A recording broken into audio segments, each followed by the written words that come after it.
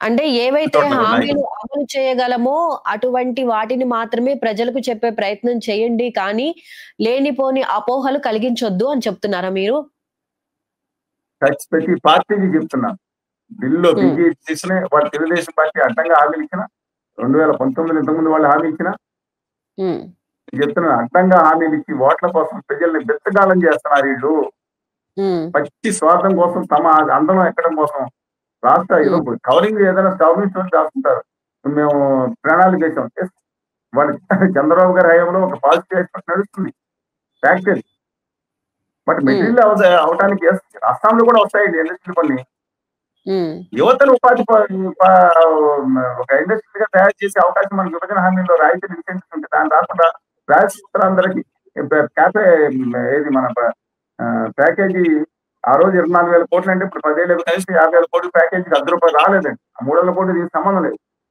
దాని హ్మ్. గురించి మాట్లాడలేదు. కడప ఉక్కు కర్మాగారం పెడితే మనకు వస్తాయి.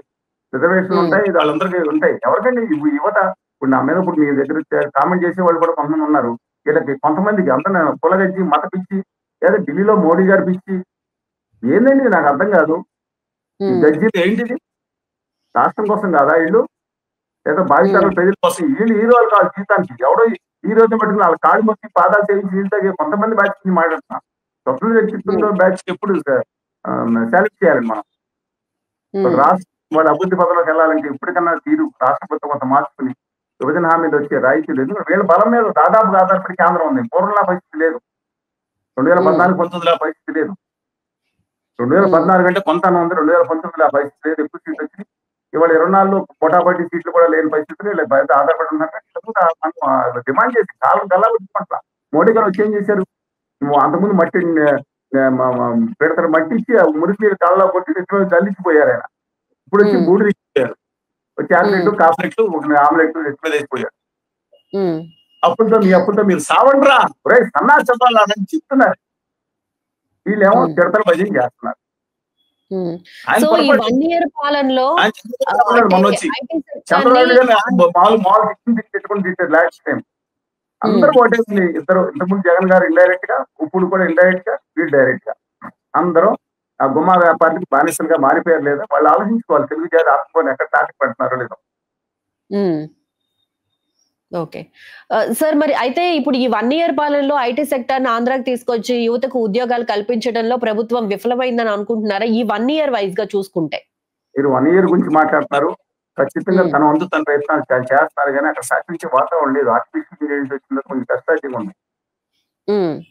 కానీ నేను అడుగుతున్నాను ప్రజలు మోసపుచ్చకండి అని అడుగుతున్నాను. హ్మ్. ఎందుకంటే 2014లో IT exports under 50,000 crores, 2,000 crores లోపుంటాయి. హ్మ్. 2019 చంద్రబాబు నాయుడు గారు దిగిపోయిన నాటికి కూడా ఏదో పెరిగిపోయిన తర్వాత తెరవేశారు. అప్పుడు కూడా 2,000 కోట్ల లోపే. హ్మ్. ఇప్పుడు జగన్మోహన్ రెడ్డి గారు దిగిపోయినప్పుడు కూడా 2,500 కోట్ల లోపే. హ్మ్. అంత తక్కువ, అంత ఎక్కువే కాదు. ఎక్కువ కాదండి. పక్క రాష్ట్రం తెలంగాణ ఈ సంవత్సరాంతానికి 3,00,000 కోట్లకెళ్తుంది. ఇంకో హ్మ్. పక్క రాష్ట్రం చెన్నై 3,500,000 కోట్లకెళ్తుంది. కర్ణాటక 5,00,000 కోట్లకెళ్తుంది. పక్కనున్న అటవీ ప్రాంతంగా అనుకుంటాం. కాదండి. ఒడిషా కూడా ఆంధ్రప్రదేశ్ కంటే 100% ఎక్కువగా ఉంది సాఫ్ట్‌వేర్ ఎక్స్‌పోర్ట్స్. నమ్మలేరా మీరు? హ్మ్. మీరు హ్మ్. నమ్మలేరు. ఉత్తరాఖండ్ హ్మ్. ఎక్కడెక్కడ చిన్నవి కూడా ఎక్కువ ఉంటాయి. ఎందుకంటే డబ్బులు తెచ్చుకుంటారు. ఎక్కడికెళ్ళినా తెలుగోళ్ళు అందులో ఆంధ్రప్రదేశ్, విభజిత ఆంధ్రప్రదేశ్‌లో ఎక్కువ ఉన్నారు కొత్త రాయలసీమ వాళ్ళు. ఇక్కడ ఎందుకని హ్మ్. చేయలేకపోతున్నారు?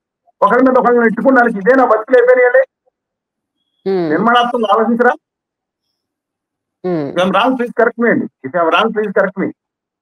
హ్మ్. అందుకని దాని మీద మీరందరూ కరెక్టే. దాని మీద దృష్టి పెడుతున్నారు. హ్మ్. కానీ మనకి రాయితీలు ఇన్సెంటివ్స్ ఉంటే వాళ్ళు ఇవాళ వర్షాకాలం మీరు ఎక్కడ పెట్టినా సముద్రంలో పెట్టిన పరిస్థితికి వస్తారు. ఆ గుజరాతీ హ్మ్. మార్వాడి వ్యాపారులు అయితే ముందే ఉంటారు అనుకోండి. ఇండస్ట్రియలిస్ట్ మిగతా విదేశాల వాళ్ళు కూడా క్యూలో ఉంటారు. మనకు వచ్చే అవకాశాలు బట్టి వస్తారు. అంతేగాని మనం ఉన్నాం హ్మ్. ఎర్రగా పొరుగున్నాం లేదంటే చక్కగా ఉన్నాం మంచి పెయింట్ ఇచ్చేవాళ్ళు కొంతవరకు ఇంపాక్ట్. హ్మ్. ఓకే. మరి జనసేన అధినేత పవన్ కళ్యాణ్ విషయానికొస్తే ఇప్పుడు టీడీపీతో కలిసి వర్క్ చేయడం కానీ, లేకపోతే ఈ కూటమి ప్రభుత్వం ఇచ్చే పథకాల విషయంలో కానివ్వండి, జనాలు సంతృప్తిగా ఉన్నారని మీరు అనుకుంటున్నారా?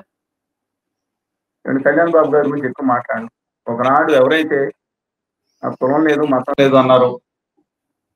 రెల్లి కులం హ్మ్. అన్నారు. పోనీ ప్రత్యామ్నాయం లేదు ఆమందిస్ చేస్తా అన్నారు. భావితరాలు ఒక హ్మ్. తరం నాశనం అయిపోతున్నాను. ఇంకో దానికి ఆల్టర్నేటివ్ లేదన్నారు. ఇవాళ సత్యం లేదు. కారణం రాష్ట్ర సిగ్గు చెర లేదా ఒంటికని ఎంపీని ఎలా మాట్లాడారు, పాచిపోయిన లడ్డూల ఒక అభ్యుదయ భావాలతో మాట్లాడారు. ఆ కళ్యాణ్ బాబు గారు పెట్టుకున్న ఈ ఉత్తర భారతీయ ఆర్య సనాతని ఉత్తరాది ఈ కళ్యాణ్ రావు గారు కాదండి. ఆయన ఒక అభ్యుదయ భావాలు ఉన్న వ్యక్తి. నేను కలిసినప్పుడున్న వ్యక్తి, అభ్యుదయ భావాలు ఉన్న కలిసిన వ్యక్తి. మేము కలిసి ఆ రోజు కొద్ది కాలం ప్రయాణం చేసాం. కానీ పార్టీలో కాదండి, హోదా విభజన కాదు, మద్దతు ప్రకటించాం. ఆయన మద్దతు. అందువలన ఈయన కాదండి, ఈయన పూర్తిగా ఉత్తర ఆర్య సనాతనవాదిగా మారిపోయినట్టున్నారు. ఆయన గురించి నేను మాట్లాడతాం మంచిది. తిరిగి అలాంటి కళ్యాణ్ బాబు గారు యువత లేకపోతే ఈయనేంటండి సినిమాలు ఉపాధి లేదు, అసలు అందరూ సినిమాలు చూసి చొక్కాలు చింపుకోవడం అని అడ్వైస్ చేయటండి. మా చిన్నప్పుడు ఈ సినిమా ఫ్యాన్స్ కూడా సినిమా దగ్గర చొక్కాలు చింపుకునేవారు కాదు. ఒకలో చింపుకునేవారు అని తెలియదు కానీ గొడవ పడి ఎవరికాలు చొక్కాలు చింపేసుకుని చొక్కాలు దాంట్లో బయటికి రావాలన్నా యాక్సిడెంట్ పెంచుకోండి. కుర్రాళ్ళు చనిపోవాలి కదా సినిమా దాంట్లో వెళ్ళిపోయి. అది ఏం సందేశం ఇస్తారండి? నా ఆర్య సనాతనవాదం అంటే అదేనా? నా తోటి తెలుగు స్టాలిన్ గారు తమ భాష కోసం ఆయన తెలుగు పెట్టేది, అయితే తమిళం స్థిరపడ్డానికి తమిళ నా భాషల కోసం పోరాడుతుంటే ఆయన పట్టుకుని ఆయన పడతారేంటి?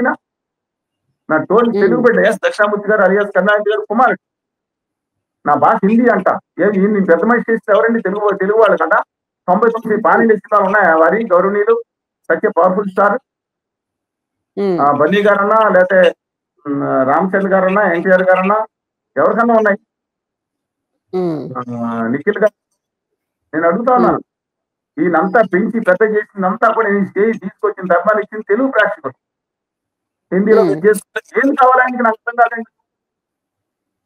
రెస్పెక్ట్ వాళ్ళ అభిమానులు ఏమన్నా ఆయన మాటలో చెప్తున్నా, దక్షిణాది నిలబడాలి, ఉత్తరాది అహంకారం నశించాలి. నేనన్నది కాదు. ఫస్ట్ ఆయన చాలా గట్టిగా మాట్లాడేది, అందరం గట్టిగా నిలబడతాం ఫస్ట్ నుంచి అనుకోండి. అసలు ఇంకా గట్టిగా పట్టిగా మాట్లాడే మిస్టర్ పైన ఢిల్లీలో నిలబడేట్టు మాట్లాడే ఉత్తరాది అహంకారం నశించాలి, ఉత్తరాన్ని ఒప్పుకోరు. ఏం మాట్లాడిన నేను ఈ దేశ రాజకీయాల్లో ఇలాగా మరీ మారిన వ్యక్తిని ఇంతవరకు పీలు మోడీ గారు ఉన్నారు, రాజనాథ్ గారు ఉన్నారు, ఏదో అనుకున్నారు. అబ్సల్యూట్లీ 1930-40 దశ నుంచి ఇలాంటి రాజకీయ వ్యవస్థ నేను చూడలేదండి. కంప్లీట్ పొద్దున మాట్లాడారు, పాకిస్తాన్ ఇండియా మీద ఎలక్షన్ దాడి చేస్తానని నాకు చెప్పారు వర్గాలు అన్నట్టు మాట్లాడి, సాయంత్రం బయటికి నాకేమో చెప్తాను కానీ నా ఫ్రెండ్స్ పాకిస్తాన్ అన్నట్టు మాట్లాడి ప్రచారం అయితే such a most important and sensitive issues as far as Indian security is concerned. మరి మాట్లాడతారు. హలో, తెలుగు రాజ్యం ఛానల్ చూస్తున్నారా? సామాజిక రాజకీయ జీవన చిత్రణే తెలుగు రాజ్యం. అతిశయోక్తులు అసత్యాలు ఉండవు. రాజకీయ కోణం కాదు, ప్రజా కోణమే కొలబద్ద. తెలుగు రాజ్యం వీక్షణ మీ ఉత్తమ అభిరుచికి నిదర్శనం.